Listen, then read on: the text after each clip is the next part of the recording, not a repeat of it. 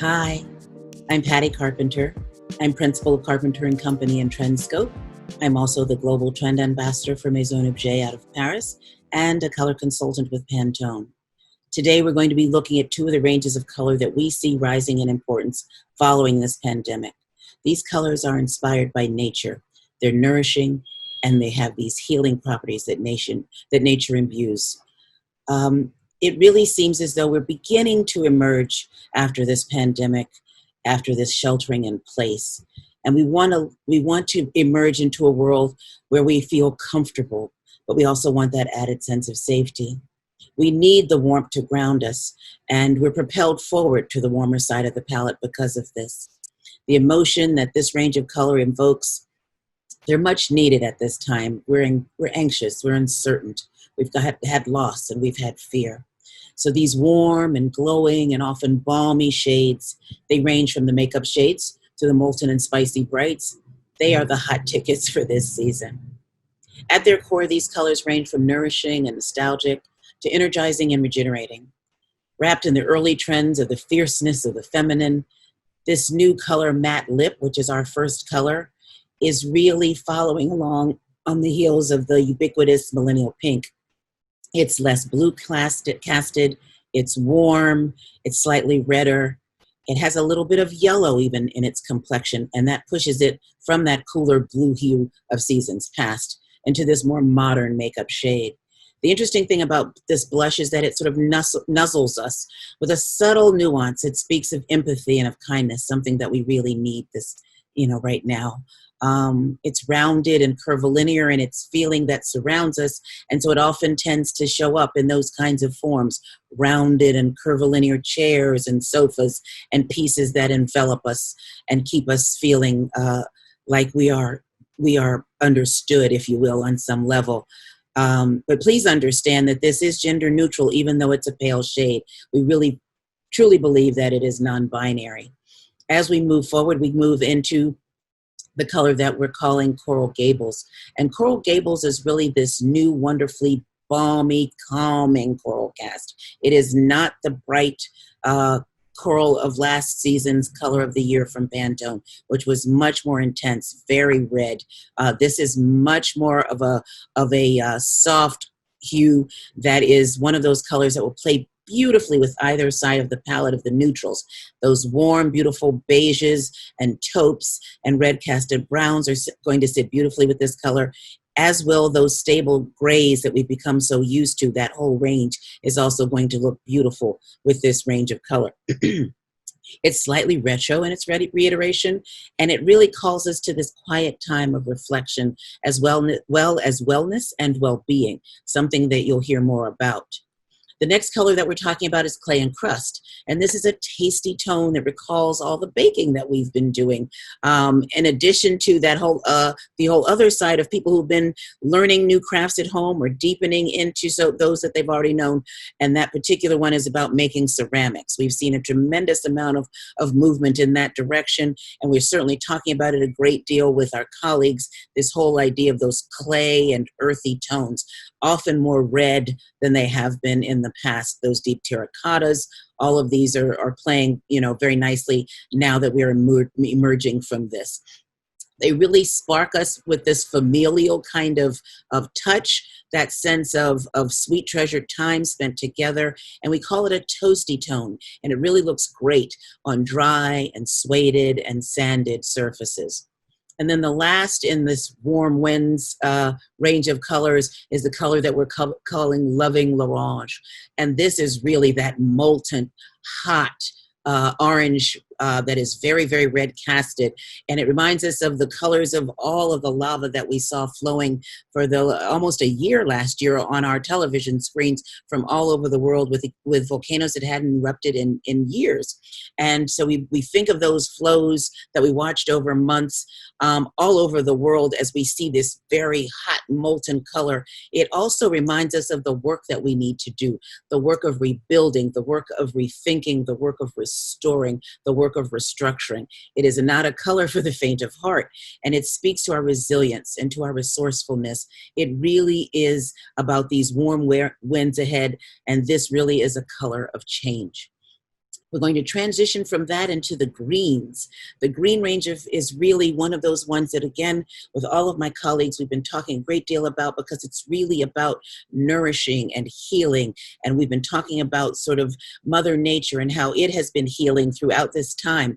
You think about it, many of us have heard those stories of the dolphins that have returned to Venice canals, even jellyfish. Here in New York, we have all kinds of sea animals, including sharks, swimming closer and closer to the shore as the waters have warmed.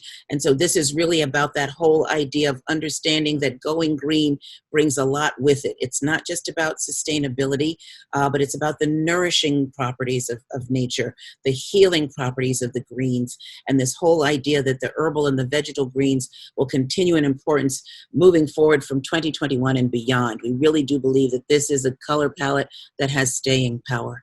So taking their cues from nature, we see them sprouting from every area of home and garden and deepening in importance. The color is about emotion. It's really about grounding us, about our craving for comfort, our craving for connection, our craving for community. These are really things that emerging from this have been so much more top of mind. It's something that we're really feeling in a very visceral way now. We're refocusing and restoring, and we'll recognize that in order to move forward, we need our entire human family. We need each other. And that's been so heavily reinforced as we find ourselves often isolated at home. So many people having trouble with that. And so this whole idea of these nourishing greens that are coming to the fore, they'll lead the way. So the first one is an icy minty green that we call First Frost. It has two major influences, one from the wellness and well-being side of the palette, where we're really looking at crystals and the fact that crystals have really risen in importance. And we're seeing more and more of that as we move from wellness to well-being. That idea of taking care of our mind, our body, and our spirit is the way that we're going to be whole human beings and emerge into the world doing good things and being innovative and reconnecting in that way. And then the other side of it is really about the importance of the polar ice cap and that whole idea of climate change and global warming and the need for protection. We see the white light bouncing off of those green, in a green casted way off of those polar ice caps. And we are comforted by the touch of a little bit of nostalgia, because this level of green often does call up times past as well.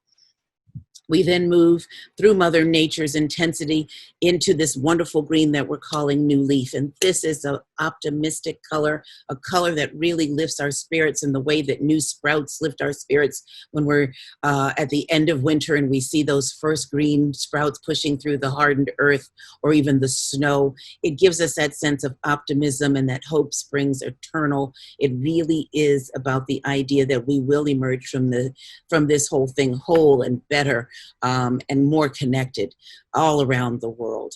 So it's really this beautiful mid-range green. It's got almost equal parts of yellow and blue. So it's right there in that grassy, wonderful mid-range color. And it really is going to be one of nature's neutrals. If you think about the idea that every flower in the garden is supported by the shade of green or some shade of green, then it really does play well with others, and you really can use it in many different ways.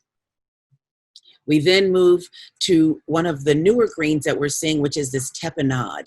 And tapenade really has two, again, it's very interesting how so many of them have two really kind of macro trends driving them. On the darker side of tapenade, we're really seeing the military and uniform level of olive greens.